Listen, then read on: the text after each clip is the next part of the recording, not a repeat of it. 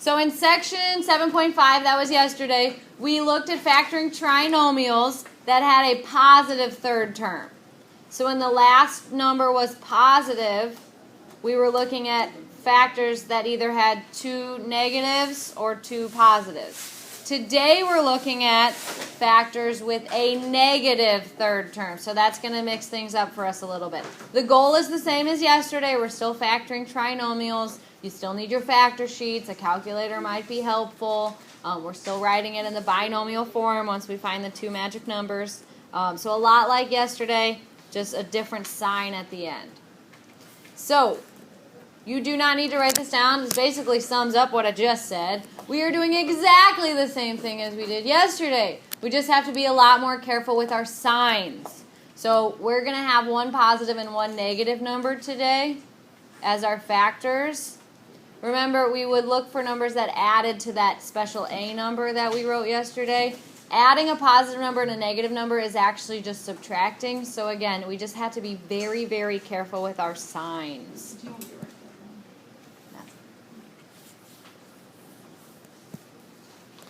Alright, so here is the first example for your notes.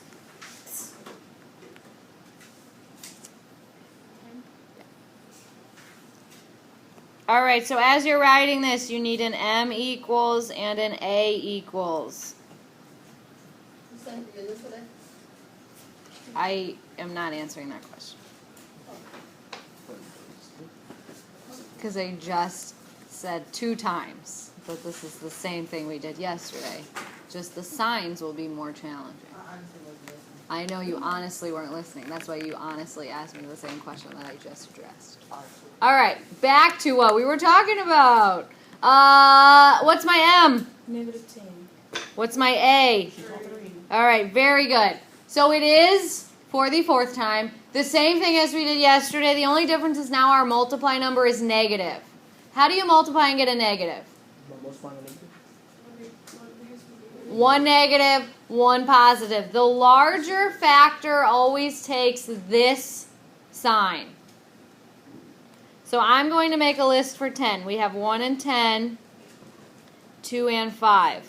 The larger factors should be positive, which means the smaller factors are negative. So I'm going to go through the list. I'm going to make all the little numbers negative. Then I'm going to go down that list and see which one of these adds to positive 3. Which one is it? Yes, -2, positive 5. So I'm going to write it as x minus 2 and x plus 5.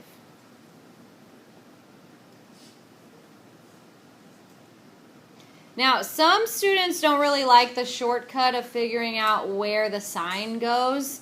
When I say like, oh, the bigger number takes this sign, so the smaller number is going to get the negative. If that doesn't make sense to you, that's completely fine. You just need to make another list. So you'd make a list that looked like this, and then you would just use your calculator to check. You'd eventually rule all those out because those would add to negative numbers. So it just kind of depends how much you want to do in your head, how big your list is going to be, what makes sense to you. What are your questions on this? Even though you told us what we did different, I still don't understand what changed. The difference is that yesterday these were only positives. We did some negative. We did some where the adding number was negative. Oh. So the signs were either both positive or both negative yesterday. So Today they're going to have one of each. Okay. All right, here's number 2.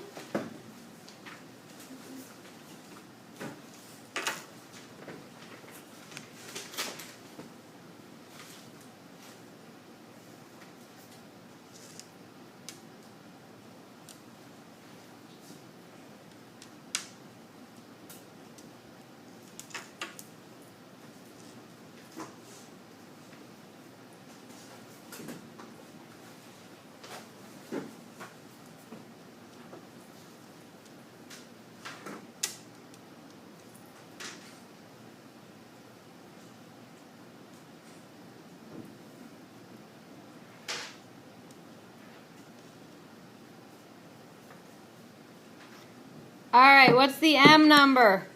Negative 2. What's the A number? 2. All right, so I'm going to list the factors of 15. The bigger factor should be positive. So I'm going to go through and make all the little numbers negative. Then you can check the winning combination. What is the winning combination? Negative 3, positive 5. So I'm going to write it as x minus 3, x plus 5. You can double distribute to check. X times x is x squared. X times 5 is 5x. And then you'd have a minus 3x. 5x minus 3x is 2x. And then you'd have a negative 15. So this does check out. All right, example 3. What's the multiply number? Negative 20. What's the add number? All right, so I'm going to make a list for 20, 1 and 20. 2 and 10, 4 and 5. The larger factor should be positive. So I'm going to go through and make all the smaller ones negative.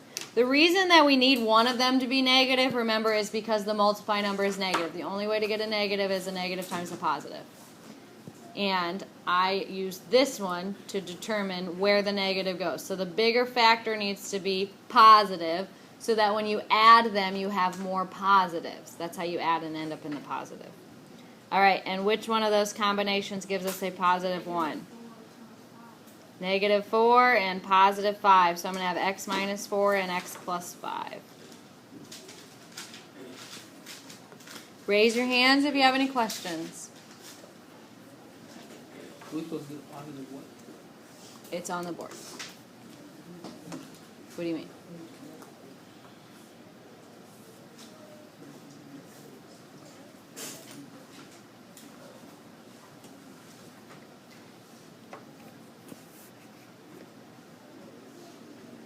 All right, here is number 4.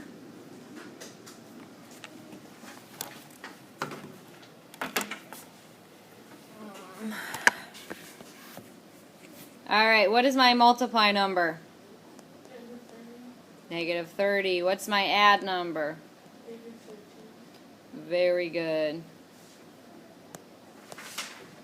So I have 1 and 30, 2 and 15, 3 and 10, 5 and 6. How many factors should be negative? 1, 2, or none? None. They're both negative. So you can multiply to get a negative without having any of the factors be negative? Don't do negative times a positive? 2 negatives turn into a positive, so we don't want 2 negatives. No negatives turns into a positive, so we don't want no negatives. So how many negatives do I need? 1. So in each pair, I need to make one of them negative. The bigger factor needs to be negative. So I'm going to go through and make each one of these negative.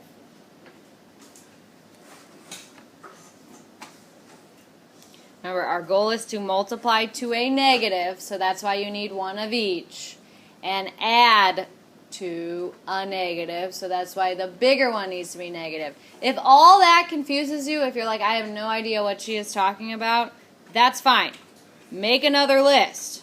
Just make the 1s negative, and the 2 negative, and the 3 negative, and the 10 negative, and you'll end up ruling all of those options out because all of them add to a positive number. I'm just trying to avoid making 2 lists, so I'm trying to use a little bit of a shortcut. All right.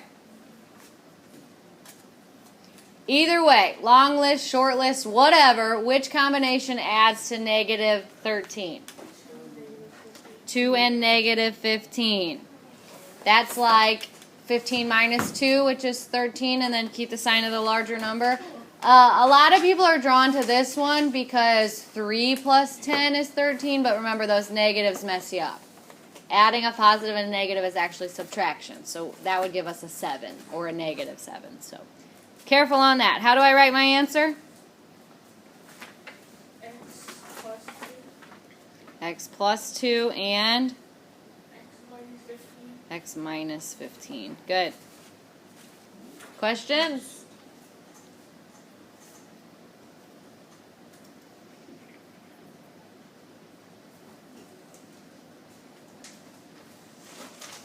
All right, here's number 5.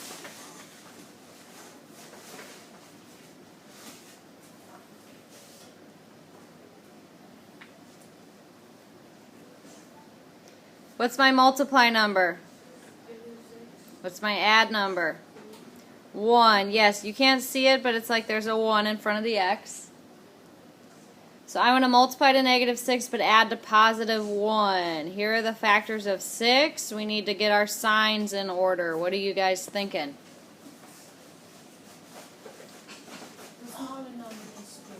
The smaller number needs to be a negative. Very good. The bigger number has to be a positive because they're adding to a positive number, and you know you need one of each because this third number is negative.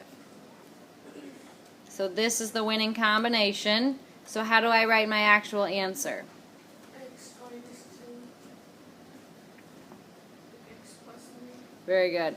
And remember that order doesn't really matter here, so if you wrote it as x plus 3, x minus 2, that's fine as well, as long as the 3 term has the plus and the 2 one has the negative, the minus.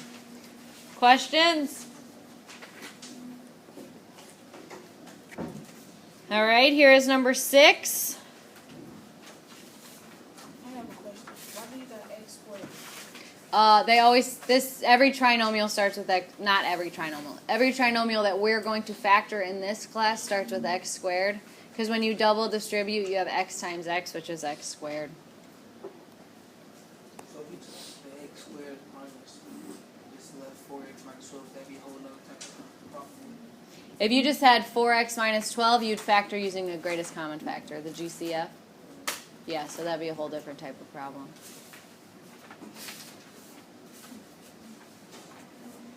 All right, what's my M? What's my A? Very good. The ways to make it 12 are 1 and 12, 2 and 6, 3 and 4. And the larger factor needs to be negative. And I know in the first case that the first place that one of them needs to be negative because my multiply number is negative. So I'm going to go through and make the larger factor negative in each pair, and then I'm going to check to see which one actually adds to give us that negative 4 that we're searching for. Any ideas? Yeah, 2 and negative 6. So I'm going to have x plus 2 and x minus 6.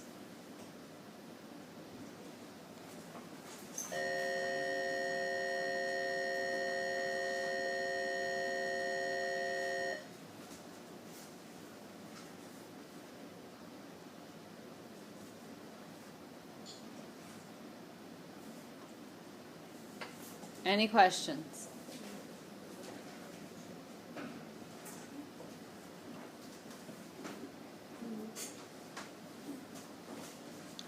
All right, here's number 7.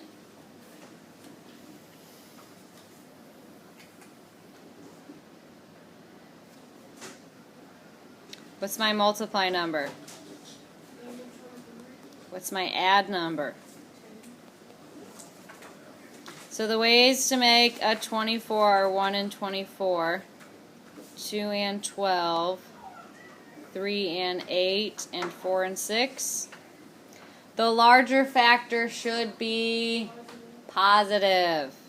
And I know that one of the factors needs to be negative because they multiply to a negative. So I'm going to go back and make the smaller ones negative. Then I'm going to check to see which one gives me that magical combination of positive 10. Ideas? Negative 2 and 12. You were on a roll up there. X minus 2, x plus 12. What are your questions?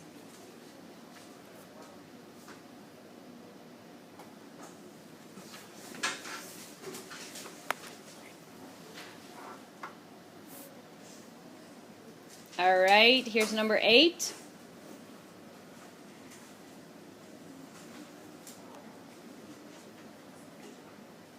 It's my multiply number. 10, It's my add number. 7, The ways to make a 10 are 1 and 10, 2 and 5. Where do my negatives go?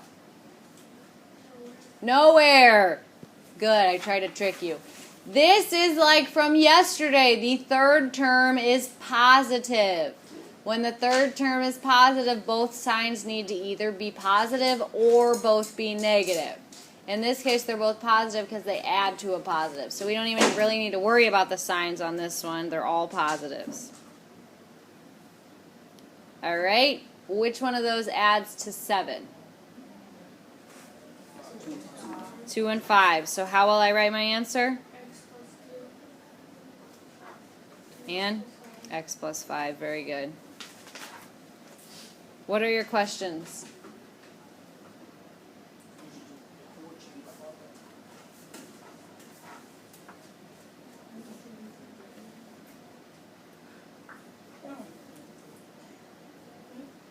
All right, here's number 9.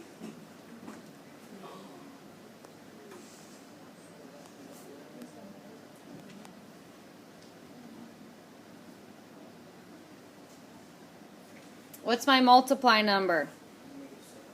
What's my add number? Positive 6. So the ways to make a 7 are 1 and 7. What's going on with our signs? Here, number is positive. The bigger number has to be positive, which means the smaller number is negative. Good. So since they multiply to a negative, I need one of each. I need the bigger one to be positive. Again, if those shortcuts don't make sense to you, then you just go right ahead and make as many lists as you want. You could even include both positive. You could include both negative. You can work out all the combinations you want and then just use your calculator to check. I just like to eliminate options as I go just based on the signs. But if you don't like it, don't do it that way. All right, either way, you should end up with x minus 7. No, x minus 1, x plus 7. And again, always double distribute in your head. I've kind of been breezing over that step. I do it on my own when I'm talking, but I don't really explain it, so I do apologize. When you double check, you do x times x. That's how we get the x squared. Then you'll have a plus 7x minus 1x. That's how you get the plus 6x. And then in the back, you'd have a negative 7. So this one checks out. What are your questions?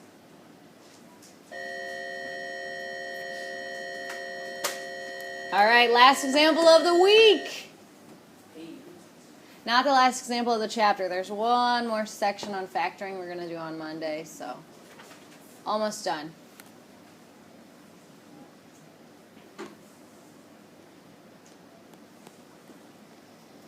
What's my M? What's my A? All right, so 50 is 1 and 50. 2 and 25. 3 does not go into it. 4 does not go into it. 5 goes into it 10 times.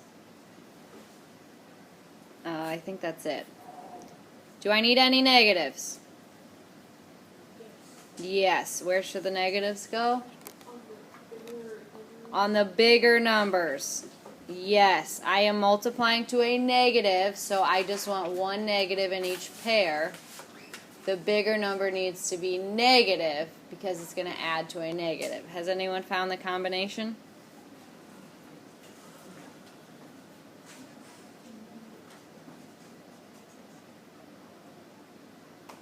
Which one from that list would add to a negative 5? Yeah, 5 and negative 10, so I'll have x plus 5 and x minus 10 as my answers. Alright, so I'm going to give you some homework. It's all about factoring trinomials. Hopefully you get it done in class, so you don't have homework over the weekend. Looking forward, we have one more section in this chapter. Then we're going to do a whole bunch of reviews next week, with the test being on Friday and the notebook quiz being on Wednesday. So over the weekend, make sure you are working on getting those notebooks in order.